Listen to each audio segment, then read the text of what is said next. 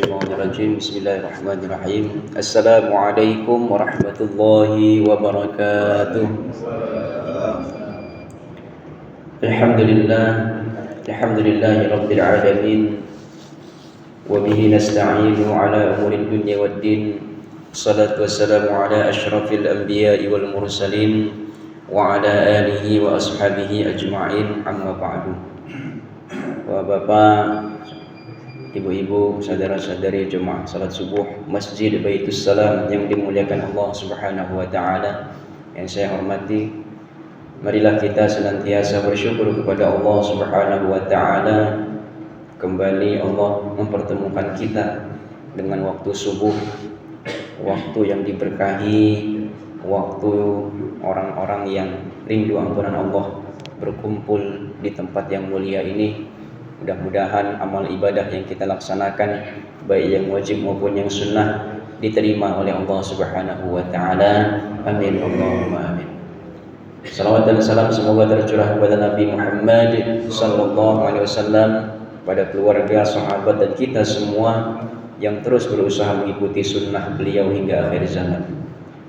Hadirin rahimakumullah, tanpa kita sadari tinggal 10 hari lagi dengan izin Allah kita akan memasuki bulan yang paling dirindukan oleh orang-orang beriman, yaitu bulan Ramadan.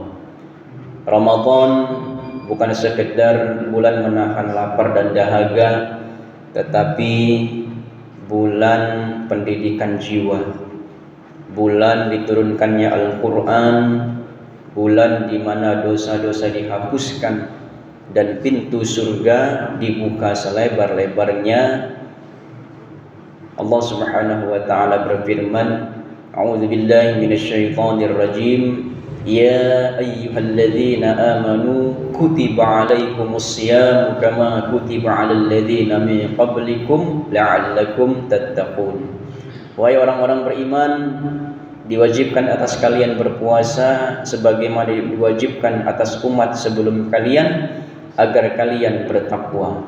Quran surat Al-Baqarah ayat 183. Kalau kita perhatikan, tujuan puasa di sini adalah agar kita menjadi pribadi-pribadi yang bertakwa, orang-orang yang bertakwa. Sehingga puasa bukan hanya kita kuat menahan lapar dan dahaga, bukan hanya sekedar tradisi tahunan, tetapi tujuan visi utamanya, puncak daripada puasa ini adalah menjadikan kita menjadi orang yang bertakwa. Hadirin rahimakumullah, orang beriman menyambut Ramadan dengan gembira, bukan dengan keluhan. Rasulullah sallallahu alaihi wasallam bahkan memberi kabar gembira ketika Ramadan akan datang, dan hadis ini banyak disampaikan oleh para ulama kita, para dai kita, yang artinya telah datang kepada kalian bulan Ramadan, kata Rasul, bulan yang penuh berkah. Allah mewajibkan atas kalian berpuasa di dalamnya. Pintu-pintu surga dibuka, pintu-pintu neraka ditutup, dan syaitan-syaitan dibelenggu. Hadis riwayat Ahmad dan An-Nasa'i. Kalau kita belum gembira melihat atau memasuki bulan Ramadan, maka ingatlah hadis ini. Jadi ini adalah kabar gembira bagi kita semua yang merindukan ampunan Allah, yang merindukan surganya Allah. Maka kesempatan untuk berbuat kebaikan, kesempatan untuk mendapatkan ampunan dari Allah itu terbuka lebar dari Allah Subhanahu wa taala. Di siang harinya Rasulullah SAW memberikan sabdanya, memberikan nasihatnya, man shoma ramadhana imanan wa ihtisaban ghufira lahu ma taqaddama min dzanbi. Barang siapa yang berpuasa mengharapkan balasan dari Allah Subhanahu wa taala, maka dosa-dosa yang telah lalu akan diampuni oleh Allah Subhanahu wa taala.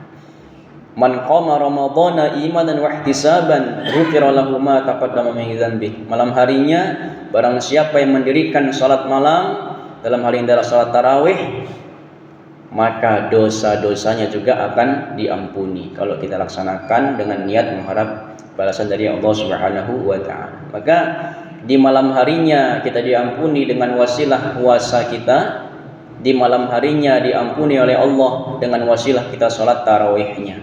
Maka dari itu bergembiralah dalam memasuki bulan Ramadan ini. Nah, bagaimana kita bergembira? Maka yang paling pertama, agar kita tidak bingung saat Ramadan, maka kita harus belajar. Memasuki bulan Ramadan bukan bergembira dengan kita memecahkan petasan, mercon dan lain sebagainya. Bergembiranya adalah kita mengisi hidup kita ini dengan ilmu, sehingga nanti Ramadan kita tidak bingung, kita tidak nanya sana sini. Ketika kita sudah mulai ujian, kita tidak boleh nyontek, tidak boleh nanya guru. Begitu juga dengan ibadah Ramadan. Bagaimana dengan ibadah Ramadan? Ketika kita sudah menjalankannya, kita baru bertanya. Makanya perintah puasa itu, Quran surat Al-Baqarah ayat 83 itu turunnya bukan di bulan Ramadan, turunnya di bulan Sya'ban. Tujuannya apa? Agar kita belajar, agar kita mencari ilmunya. Ya, maka mulai saat ini kita sudah mulai buka-buka kembali. Ya mungkin kita sudah tahu, tapi kadang-kadang kita lupa. Dan tidak ada salahnya kita ingat lagi, kita murajaah lagi apa-apa ilmu yang sudah kita ketahui, sehingga kita tidak ragu lagi ketika masuk bulan Ramadan. Yang pertama, niat puasa. Ya, niat tempatnya di hati. Untuk puasa Ramadan, niat dilakukan sejak malam hari sebelum subuh. Makanya biasanya setelah tarawih itu kita lapaskan bersama-sama Pak ya. Nawaitu shauma ghadin an ada'i fardhi syahri ramadhana atau ramadhani hadhihi sanati fardhillahi ta'ala. Nah, itu kita lapaskan. Tujuannya apa? Agar kita ingat niat. Jangan sampai setelah azan subuh saya baru mau niat. Nah, ini enggak sah. Niat itu harus malam hari sebelum subuh, kecuali kalau puasa sunnah. Kalau puasa sunnah, misalnya kita mau puasa Senin, nah kita belum sarapan pagi, terus kita mau niat puasa pada hari itu boleh kalau puasa sunnah. Tapi kalau Ramadan, ini niatnya harus dilakukan sejak malam hari sebelum subuh atau ketika sahur itu. Kadang-kadang kita sama keluarga kita ingatkan anak-anak kita untuk berniat berpuasa di bulan Ramadan. Boleh kita lafalkan, boleh juga tidak. Yang penting kita sudah sadar dan berniat akan berpuasa. Kemudian yang kedua, waktu puasa. Puasa ini dimulai sejak terbit fajar subuh hingga terbenam matahari maghrib. Ya. Ini mungkin sama-sama kita ketahui, yang mana adzan maghrib kita bukan patokannya Indosiar, ya, RCTI bukan. Kita patokannya adalah Masjid Baitus Salam. Masjid Baitus Salam ini azan, barulah kita boleh makan. Nah, gimana kalau masjid yang lain, misalnya Masjid Ar-Rahmah atau Masjid Nurus Salam atau masjid terdekat kita ini sudah azan, itu juga sudah bisa jadi patokan. Ya. Tapi insya Allah kita waktunya tepat Pak ya, ada waktunya kita di sini, kita ikuti begitu sudah azan, kita boleh makan dan minum. Maghribnya sudah masuk insya Allah. Begitu juga dengan subuh. Ya. Kemudian yang membatalkan puasa diantaranya makan dan minum dengan sengaja, berhubungan suami istri di siang hari, muntah dengan sengaja, haid dan nifas bagi wanita. Nah, ini haid dan nifas bagi wanita ini juga kalau misalnya ada pertanyaan, pernah ada pertanyaan bagaimana haidnya itu tinggal 5 menit lagi adzan maghrib baru kena haid. Nah ini ya tetap batal, harus diqadha karena sebelum adzan maghrib dia haid, maka dia harus mengqadhanya, dia sudah batal di situ. Nah, bagaimana kok rugi banget? Ya tidak, itu sudah menjadi ketentuan fikih dari agama kita, syariat kita. Ya, seperti itu. Kemudian kalau muntahnya tidak sengaja, misalnya kita masuk angin atau demam dan sebagainya, kita muntah dengan tidak sengaja, nah itu tidak apa-apa, tidak membatalkan. Yang membatalkan adalah muntah dengan sengaja. Ya.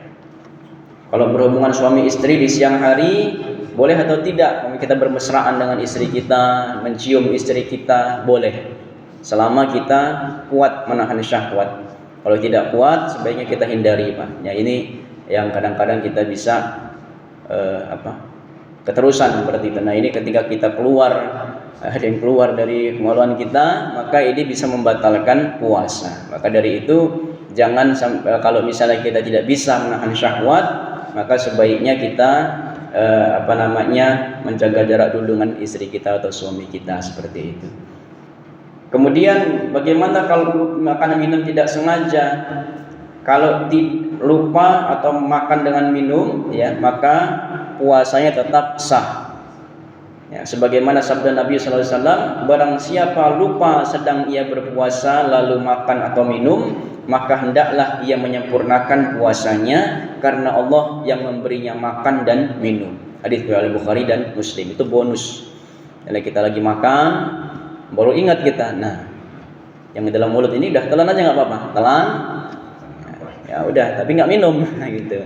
Tapi ingatnya itu pas minum ya harusnya Pak ya. Ingatnya itu lupa, ingatnya pas sudah nelen nasi padang, nah udah pedesan lah sampai maghrib. Nah, tapi ya itu tadi, ya makanya kita harus fokus sehingga tidak lupa, ya. Makanya itu tadi Sya'ban ini sudah mulai kita berlatih sehingga yang namanya lupa berpuasa itu tidak terjadi ketika bulan Ramadan. Ya, jadi kita harapannya ya kalau misalnya lupa, ya lupanya ketika saat minum Pak ya.